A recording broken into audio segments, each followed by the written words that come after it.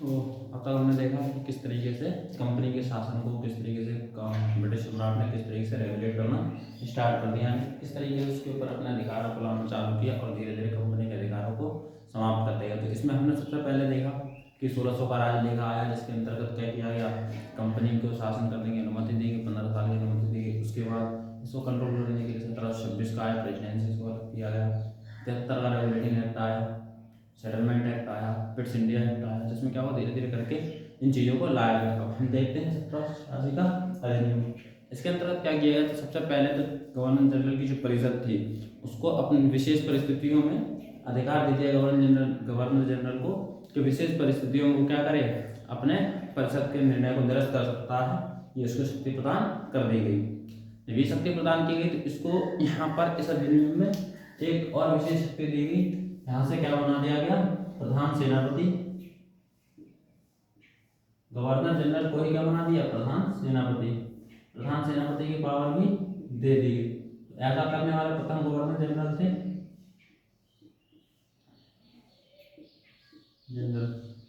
ये थे Lord Cornwallis.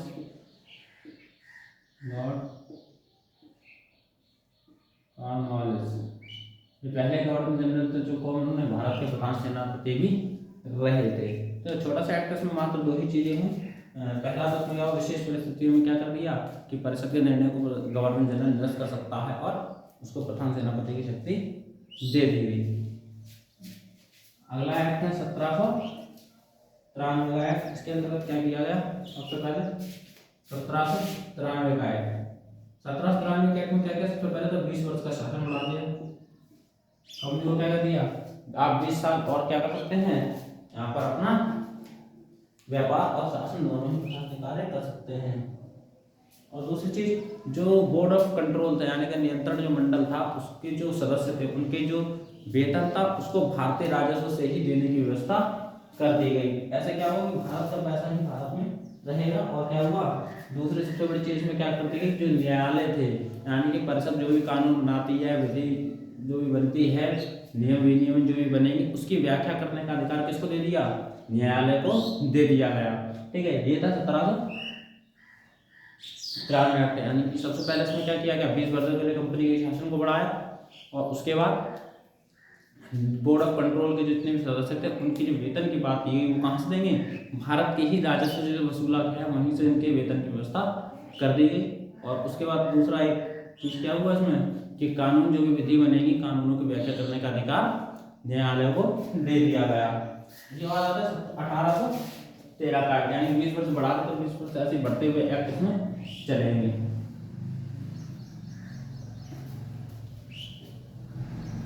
1813 का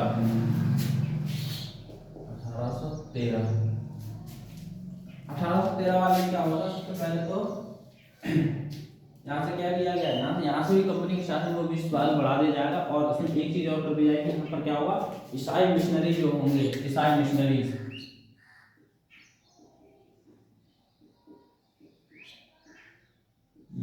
को धर्म प्रचार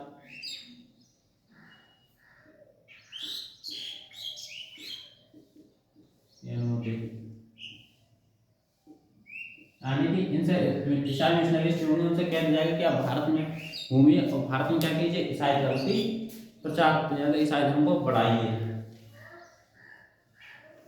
यहाँ से लेकिन एक चीज कर देगी, कंपनी के एकाधिकार को समाप्त कर दिया जाएगा। यानी कि अब तक क्या चलता, तो ईस्ट इंडिया कंपनी का एकाधिकार डला था, यानी कि भारत में ईस्ट इंडिया कंपनी ही व्यापार करेगी, उस एकाधिकार को क्या करते हैं यहाँ से समाप्त कर दिया। लेकिन यहाँ पर एक चीज की जाएगी, एकाधिकार समाप्त किया जा रहा है कंपनी का,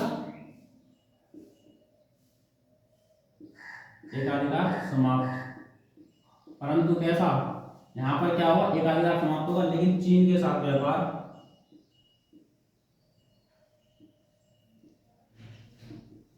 चीन के साथ व्यापार और चाय का जो व्यापार होगा, इन दो चीजों में यानी कि चीन के साथ व्यापार और चाय का जो व्यापार होगा, यहाँ पर अभी भी किसका रहेगा, कंपनी का एकाधिकार रहेगा।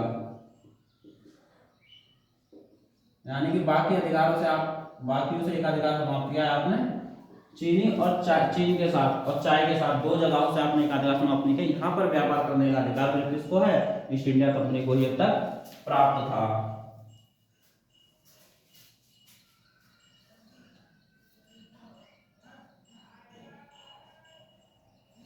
दूसरी चीज यहाँ पे क्या है, स्थानीय स्वायत्त शासी जो संस्थाएं थी, यानी स्थानीय स्वायत्त शासी जो संस्थाएं थी, इनको क्या कर दिया गया, यहाँ पर इनको करारोपण करने का अधिकार दे दिया गया, यानी यहाँ पर एक कर लगा सकते हैं। और उसके बाद एक चीज और की गई, अब जो जितनी भी चीजें जो मिलेंगी, यानी अब जो विधियां बनेगी, जितनी भी कानून बनेगी, वो करना ब्रिटिश संसद द्वारा अनुमोदन का होना चाहिए। यानी यहाँ पर एक 2 चीजें और हो गई, क्या हो गई, सबसे पहले तो करारोपण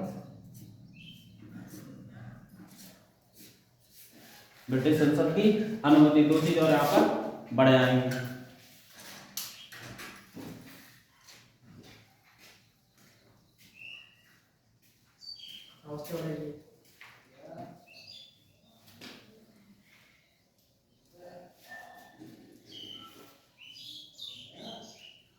उसके बाद आएगा 1833 का है, इसमें क्या होगा, 20 वर्ष के लिए कंपनी का शासन फिर से बढ़ा दिया जाएगा।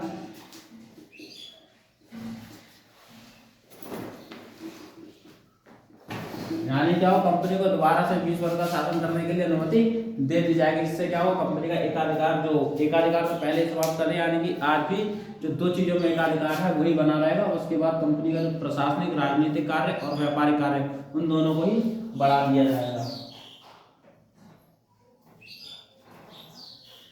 और जो अब तक बंगाल का गवर्नर जनरल चलते हुए आ रहा था, उसको क्या करेंगे, उसको चेंज करेंगे और भारत का गवर्नर जनरल बना दिया जाएगा। यानी कि बंगाल के गवर्नर जनरल को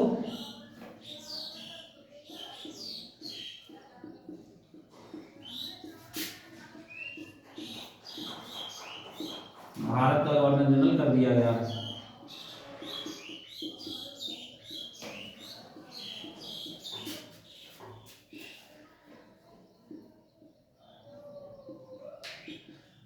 ऐसे पहले गवर्नर जनरल जो बने थे वो थे लॉर्ड विलियम बेंटिक।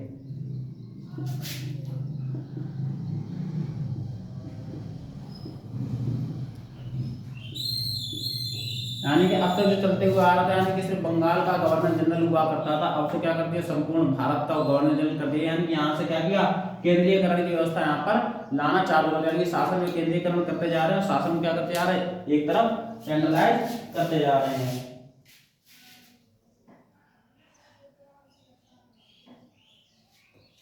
और इसमें इसके बाद क्या हुआ, बम्बई और मद्रास की जो प्रेसिडेंसी को जो विधि बनाने की शक्ति दी गई थी, यानी बम्बई और मद्रास जहाँ पर क्या होता, प्रेसिडेंसी जो थी, इनको जो विधि बनाने की शक्ति दी गई थी, उसको वहां से क्या कर दिया, वापस ले लिया गया। और गवर्नर जनरल की जो परिषद थी, इसमें जो चौथा जो विधि सदस्य जोड़ा गया था, विधि की सलाह के लिए सदस्य जोड़ा गया था, वो अस्थायी रूप से शामिल था और उसको क्या कर दिया गया, स्थायी रूप से शामिल कर दिया गया।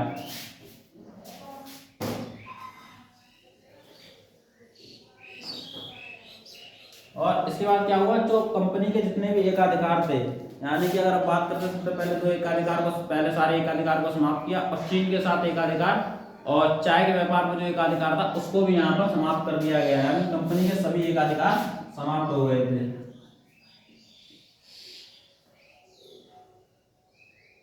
सभी